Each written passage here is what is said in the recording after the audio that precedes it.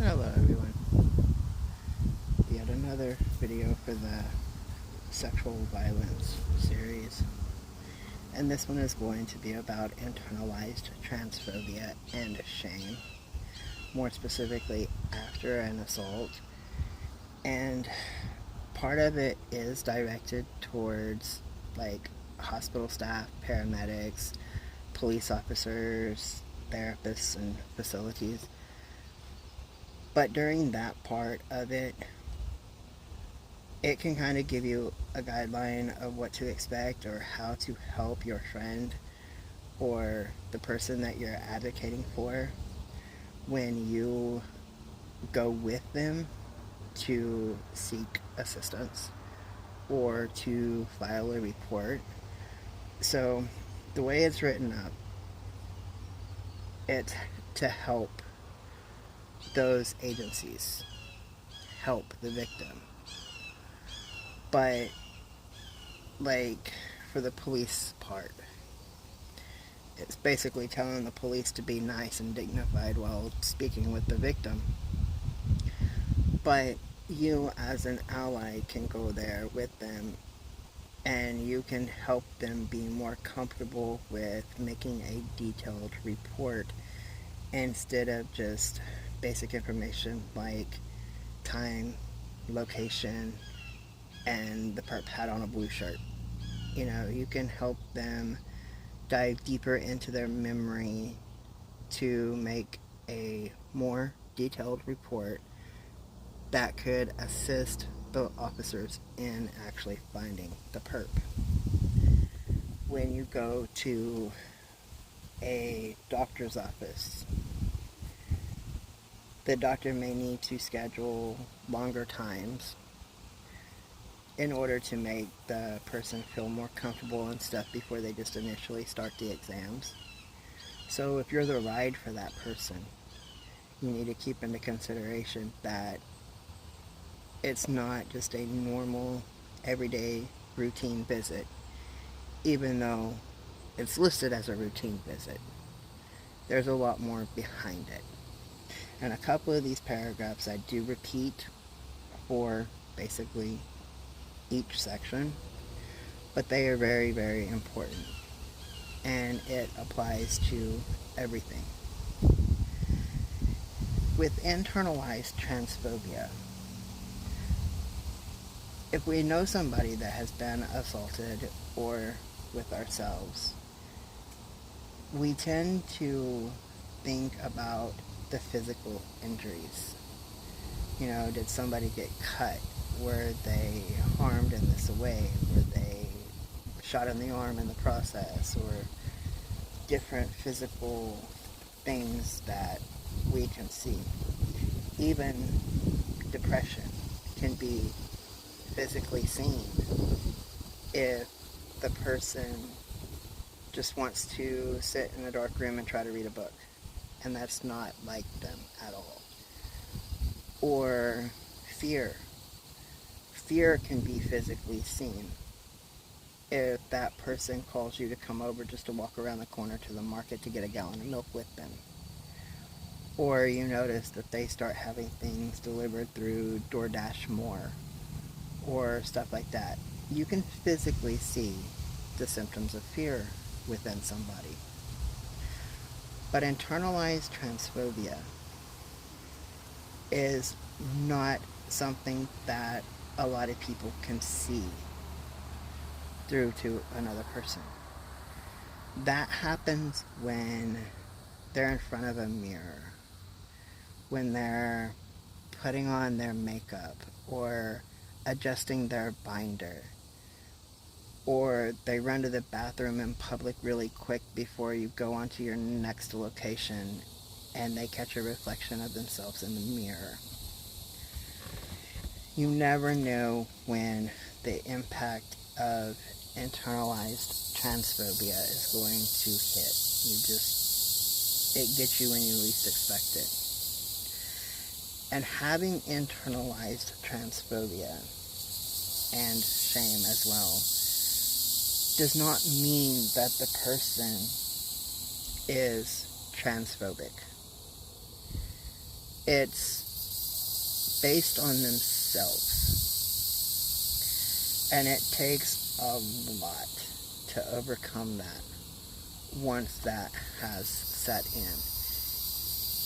And it usually takes years and years and years, as I will discuss.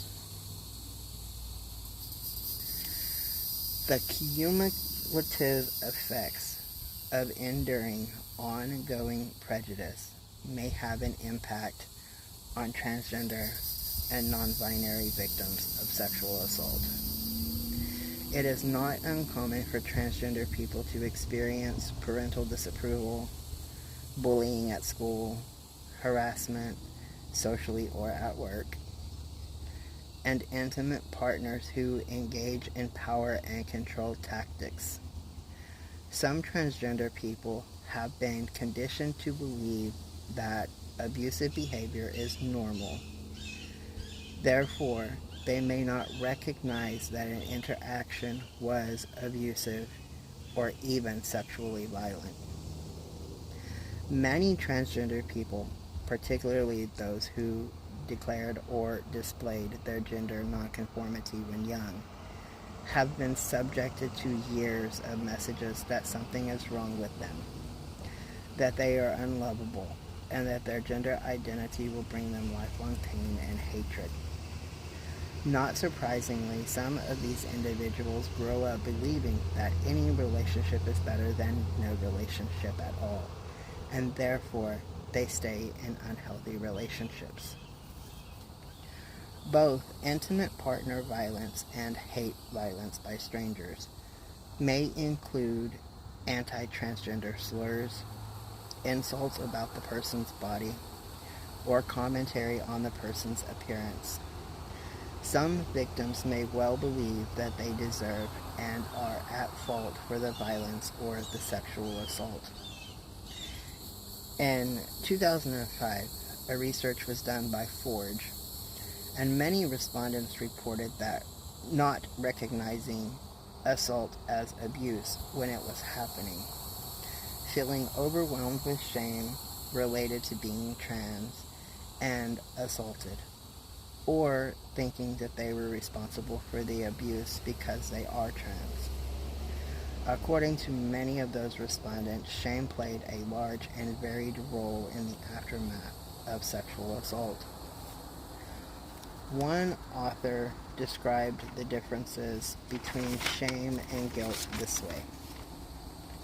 Shame is a feeling of pervasive defectiveness, whereas guilt feelings stem from specific actions that are hurtful to others.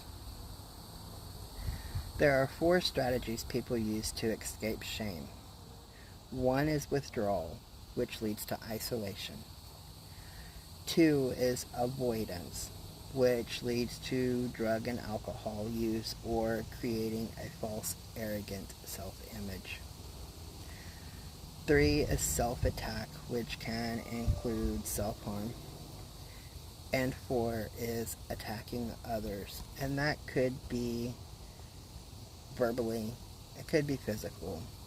That one varies by the person and the degree. Exploding in rage leads to a feeling of being out of control, which itself is humiliating, fueling further shame and rage, a volatile mix that often ignites physical abuse. So this part to the healthcare providers. Transgender individuals may believe that they are not entitled to respectful medical care or that only some parts of their body deserves to be treated. Because of past discrimination in healthcare settings, they may feel that discussing their body is risky and makes them vulnerable. Embarrassed, shame, and apprehension may prevent transgender victims of a sexual assault from revealing the extent of their injuries or lead them to refuse treatment altogether. This may include being unwilling to have forensic evidence collected directly after the assault. Internalized transphobia may also deter victims from seeking care because they fear disrobing for physical examinations. Remind these patients that they can undress to the level of their comfort and that they can wear gowns or be draped to feel less exposed and vulnerable, which will encourage them to return for additional care if needed. Also, consider asking patients if they would like a nurse, certified nursing assistant, friend, partner, or another ally present during the exam. Treat transgender patients with the utmost respect and dignity, without commenting on or visibly reacting to the person's gender identity or body. As you would with any sexual assault victim, be gentle, respectful, patient, and dignified. No disgust or judgment should be shown, as patients are likely to internalize those responses as being about their gender identity, appearance, or behavior. Responsibility for the assault should be fully assigned to perpetrators, even if the victim's behavior may have placed them in dangerous or risky situations. If you treat transgender patients as a part of their routine health care, be aware that trans victims of sexual assault may forego routine care or care of specific medical conditions after being assaulted. For example, it is common for people on the female to male spectrum to delay or avoid routine gynecological care. If they have been sexually assaulted, they may avoid this form of medical care even more due to the shame stemming from the assault.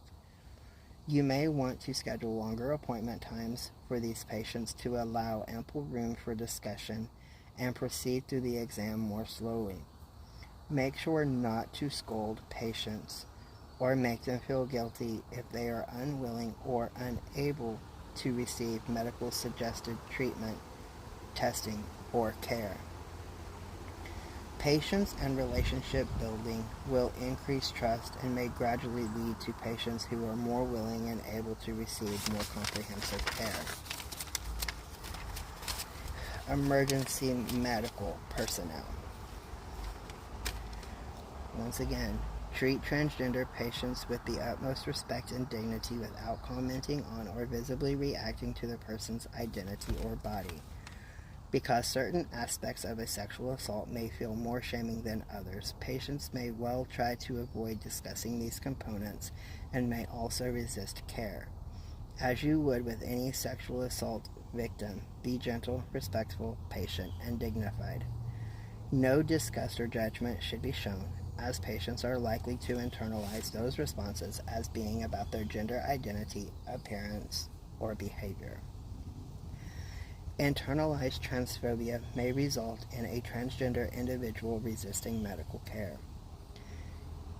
even if injuries are significant. They may also minimize the injuries they sustained. If this is the case, consider stressing that everyone deserves quality health care and that the opportunity to pursue criminal justice options. Victims of sexual assault may be unaware of their options. You can help them understand the importance of receiving timely medical care. Transgender individuals may believe that the sexual assault was their fault and may be hesitant or elusive or make statements that do not align with professional observations or experiences. This reticence to share or the focus on the other aspects of the assault are not necessarily signs of deception.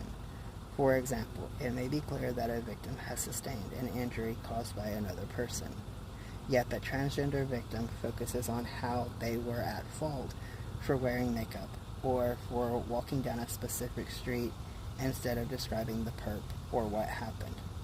Although this line of thought is common in a wide range of transgender sexual assault survivors, it may be more prevalent for transgender survivors. law enforcement. Once again, treat transgender victims with the utmost respect and dignity without commenting on or visibly reacting to the person's identity or body. Because certain aspects of a sexual assault may feel more shaming than others, victims may try to avoid discussing these components and may also be reluctant to file a police report or pursue evidence and collection. As you would with any sexual assault victim, be gentle, respectful, patient, and dignified. No disgust or judgment should be shown, as victims are likely to internalize those responses as being about their gender identity, appearance, or behavior. Internalized transphobia may result in transgender individuals resisting medical treatment, even if injuries are significant. They may also minimize the crime that occurred and be less willing to make a formal report to law enforcement.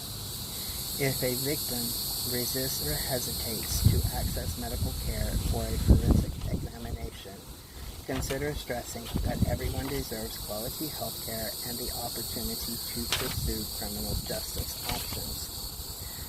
Victims of sexual assault may be unaware of their options, so it is important for law enforcement officers to fully explain possible courses of action, including forensic examination, detailed reporting, access to sexual assault advocates, and other resources within the community.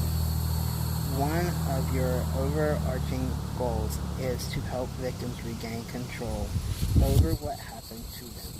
Respect and affirm their decisions of whether or not to seek care.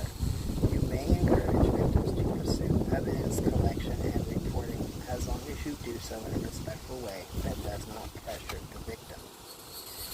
Transgender individuals may believe that their sexual assault was their fault and may be hesitant or elusive or make statements that do not align with professional observations or experiences. This reticence to share or the focus on the other aspects of the assault are not necessarily signs of deception. For example, it may be clear that the victim has sustained an injury caused by another person, yet the person focuses on how they were at fault for wearing makeup or for walking down a specific street, instead of describing the perp or what happened.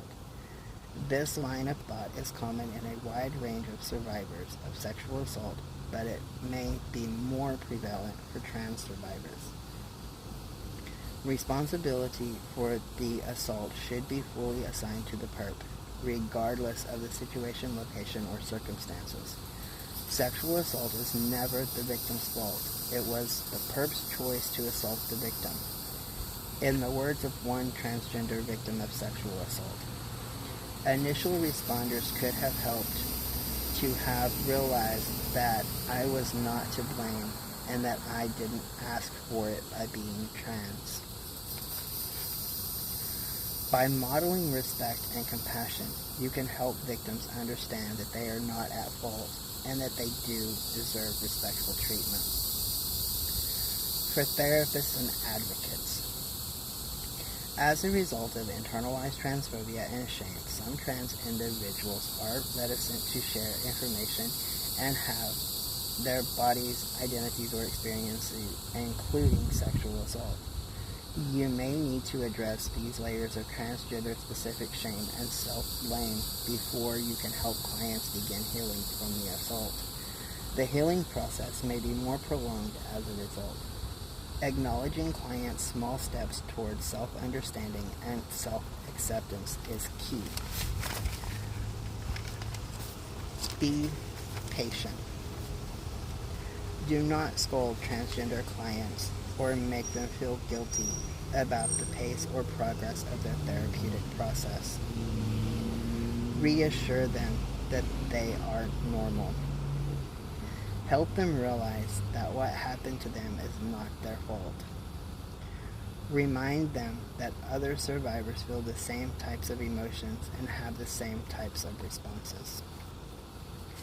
Shame is common in most sexual assault clients regardless of their gender history.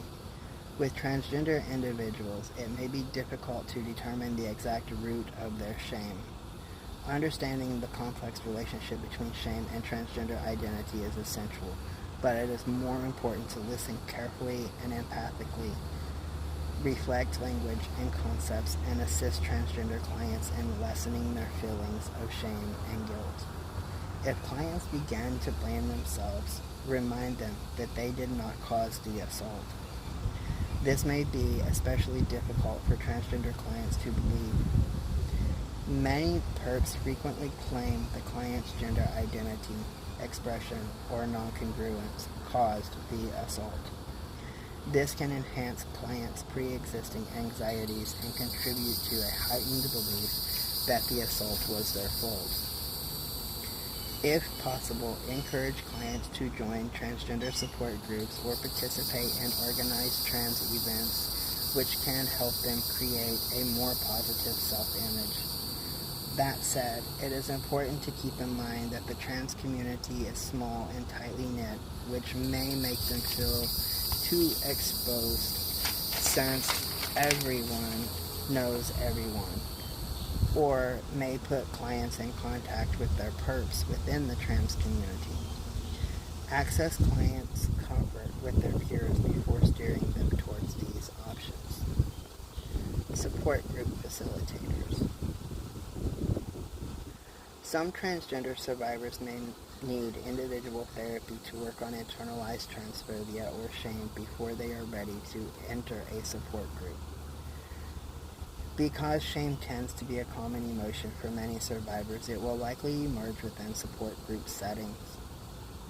With transgender clients, it may be difficult to determine the exact root of their shame. Understanding the complex relationship between shame and trans identity is essential, but it is more important to listen carefully and empathically, reflect language and concepts, and assist transgender individuals in lessening their feelings of shame and guilt. If clients begin to blame themselves, remind them that they did not cause the abuse. This may be especially difficult for trans clients to believe because so many assaults of transgender survivors are reported as being related to trans identity or expression.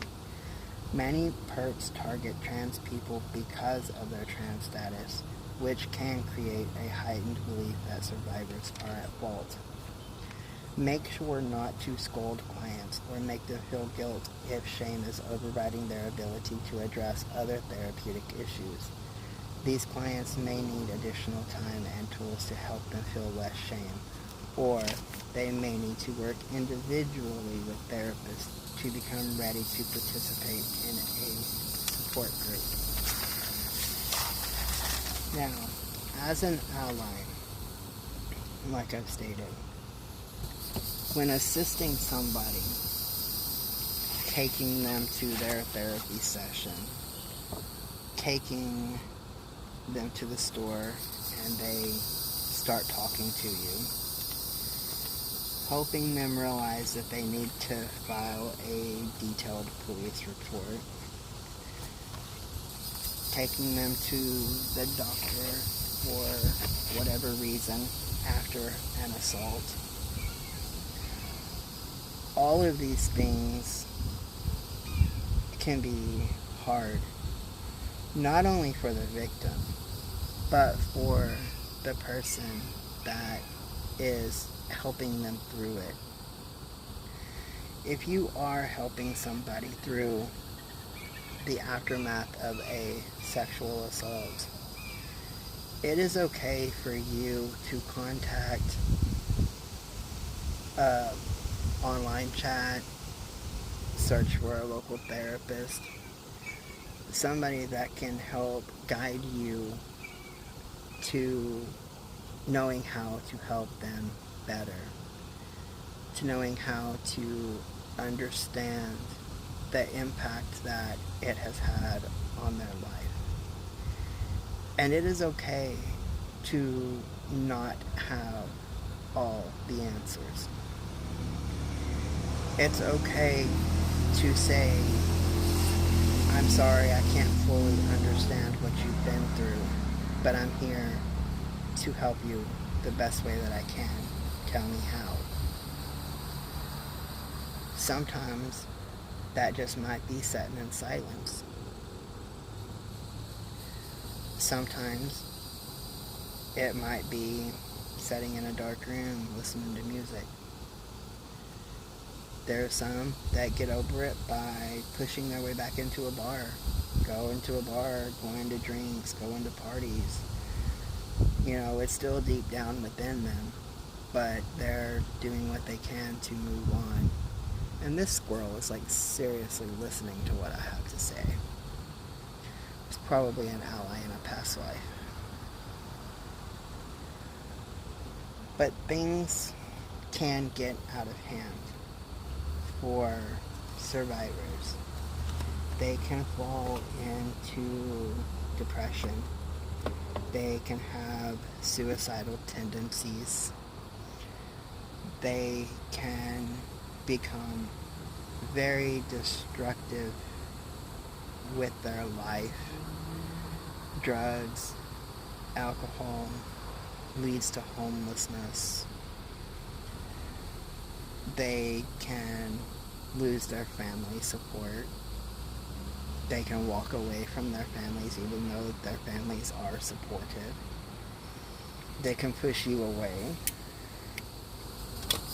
They may call you names. They may turn their anger towards you, not realizing what they're doing, but doing it as a coping mechanism for themselves. It's not right. Like, you're there to help them, you're there to support them, but, you know, they may not realize that. A lot of people also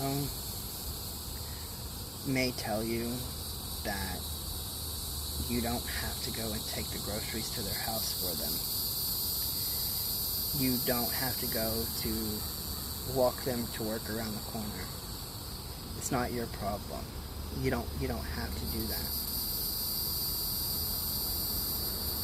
And it's right, you don't have to. But if you are doing it, you're doing it because you're kind, you're caring, you feel for that person. That person is a loved one. Or even if that person is just somebody that you know through somebody that you know you can help, you're still doing it out of love. You're still doing it out of compassion. And that is something that is really needed. And for the victims that are unable to see everything that you're doing to help them, to get them through it, I will just say thank you on their behalf. Because a lot of times the only way a sexual assault survivor can get through it and get back on their life is when they have that nagging person that just will not go away.